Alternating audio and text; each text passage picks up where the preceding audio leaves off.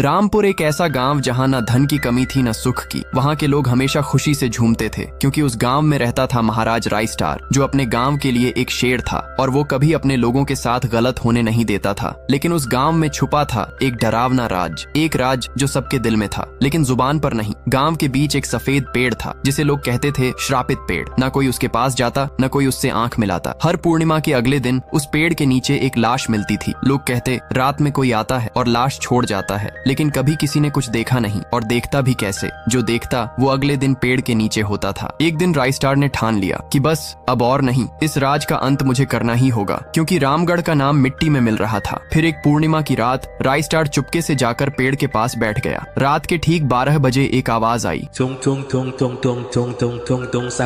और फिर वो पेड़ देखते ही देखते एक भूत में बदल गया। वो भूत कुछ अजीब सा था, एक भयानक शैतानी हंसी वाला चेहरा, आंखें बड़ी बड़ी। फिर वो भूत चल के एक घर के गेट को जोर जोर से खटखटाने लगता है। तभी एक लड़की डर के मारे आवाज सुन के बाहर निकलती है। उसके बाद वो भूत अपने लकड़ी जैसे हाथ से एक ऐसा थप्पड़ मारता है जिससे उसकी सांस वहीं थम जाती है और उसी जगह उस लाश को ले जाता है। फिर वापस से सफेद पेड़ बन जाता है। ये देखते ही रायस्टार का दिल कांप जाता है, लेकिन वो कुछ बोलता नहीं। सुबह लोग भीड़ में जमा हुए और रायस्टार ने पहली बार उस सफेद पेड़ से बात करने की कोशिश की। पेड़ के अंदर से एक आवाज निकली, क्या तुम सब मुझे भूल गए? फिर रायस्टार बोलता है कि तू कौन है? उसके बाद वो पेड़ बोलता है कि मैं हूँ टुन टुन टुन साहुर। एक वक्त था जब मैं भी इस गांव का एक प्यारा सा बच्चा था, लेकिन 200 साल पहले मुझे इसी पेड़ से रस्सी बांधकर उल्टा लटका दिया गया, जो भी गांव वालों की आंखों के सामने, और मेरी मौत को तमाशा बना दिया गया, सिर्फ इसलिए क्योंकि मैंने एक राज देख लिया था जो लोग छुपाना चाहते थे। और उसी पल से मेरी रूह इस पेड़ से जुड़ गई। उस दिन से मैं इंसान नहीं एक दानव बन गया और हर पूर्णिमा में एक राजदार को चुनता हूँ, फिर उसे उसकी खामोशी का हिसाब देता हूँ। उसके बाद रायस्टार बोलता है कि अब तो वो लोग मर चुके हैं ना जो तेरा कसूरवार थे, अब तू मासूम लोगों को क्यों मार रहा है? फिर पेड़ कुछ देर चुप रहता है और बोलता है ठीक है, बस एक बार मुझे याद करो, एक दिया जला दो, फिर मैं कभी किसी को नहीं मारूंगा। फिर रात में सब लोग आते हैं, एक एक दिया जलाते हैं और तभी पेड़ अपने आप से आग पकड़ लेता है और आखिर में मुक्ति मिलती है टुन टुन साहुर को। उस दिन के बाद गांव में कभी कोई लाश नहीं मिली। हर पूर्णिमा में लोग एक दिया जलाकर उसकी यादों को जिंदा रखते हैं, क्योंकि अगर भूल गए तो सपने में एक आवाज सुनाई देती थी।